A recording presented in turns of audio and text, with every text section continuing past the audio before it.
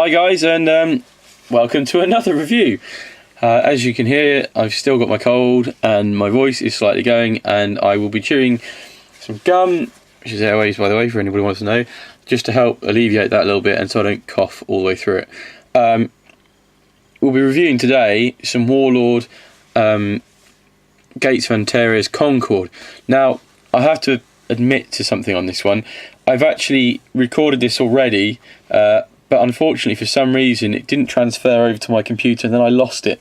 So I'm having to record it again, and it'll mean I can't review half of the sprue because I actually went in halvesies with these with Soldado on the forum because they had some drones and he would like the drones, and I'm sure you'll see them if you go on the forum. You'll see them at some point. It's one of his projects for I think smaller scale force. So as you can see, I've clipped off the drones from the sprue. So I'm really only reviewing the troops, the Concord troops on this one. And I've got 4 identical sprues. As you can see, there's 3 there and the other one is in my hand. So I may as well just move those out of the way so you can see the one. So each sprue's got 5 guys on it. There's, I think, yep, there's 5 different poses of legs. As you can see, they're all different poses. There are 4, there's more than that.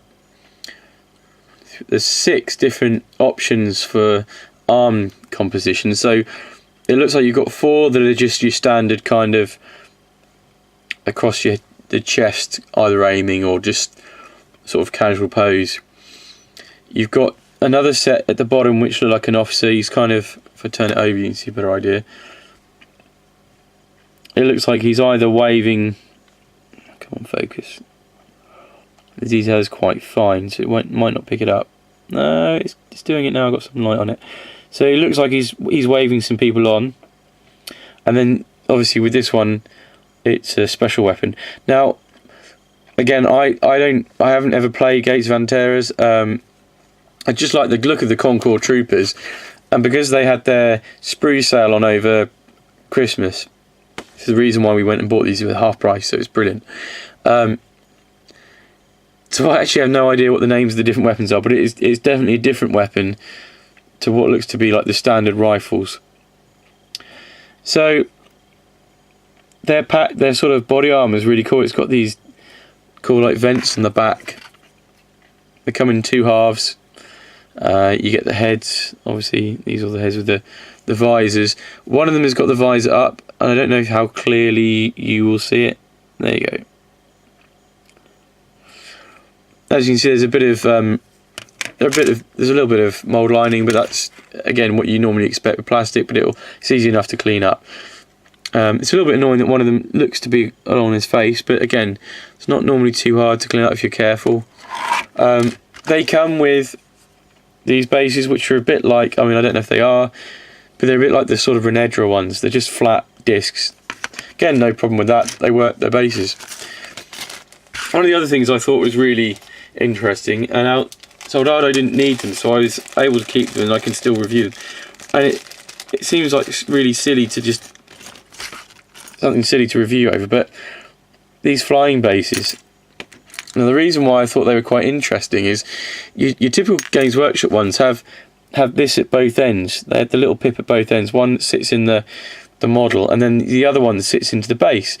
The difficulty is they tend to be sort of, because this kind of plastic is quite brittle, it quite snaps and shards, and normally the one nearest to the figure breaks because you tend to pick the model up by the figure or sometimes by the stem. The other thing that happens is when they're laying on the side, they, for whatever reason, they get knocked over, they tend to break at the bottom. But interestingly on these, if you ignore the bit of flash at the bottom, which I'll hold it by, it's actually got, I don't know how well this is going to be seen on here, that's the problem. Hang on, I'll just clip this off.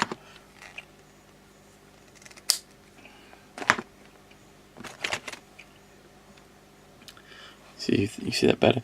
So on the bottom of this, it's got its own integral little kind of like disc. Now the other advantage to that is you can almost stick that on anything. So rather than it being stuck to a flight base which is a certain size, quite happily sit on one of these discs. It'll sit on a bigger disc. So if you had a couple of drones and you wanted to put them on two onto a bigger base, you could do it, because they've got this, rather than having to sit into that hole in the sort of like part of the system of basing.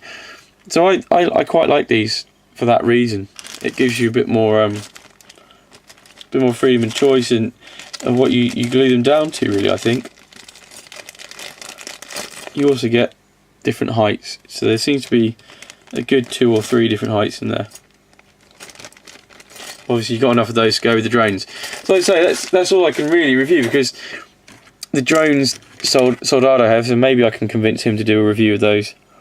You never know. But I really like them, and especially when they're at half price. It's just kind of like you couldn't resist not getting them, really. Plus it had free postage at the time. But I think at some point I'm going to have a look at Gates of Antares and give it a go in terms of the rules and see how I feel with it. But the models, they're definitely really nice. And if you're just into doing generic sci-fi stuff, then they're not expensive particularly. And these are kind of human, but you could easily put alien heads in them, and they've got enough about them to be humanoid, advanced aliens. Or troopers and stuff. I think they're really nice. So I think if this is the sort of thing you like, then go over to Warlord Games website and get yourself some. Anyway, as is usual, let me know what you think in the comments below, and then come over to Random Platypus and join in all of the fun. We've got pals running at the moment for various different themes. This year's going to be the paint-alongs are going to be theme based rather than miniature company based. Several different reasons for that, but this way it's a bit more inclusive in what you want to paint. So yeah, come along, join in, let us know what you think. Catch you next time. Cheers, bye bye now.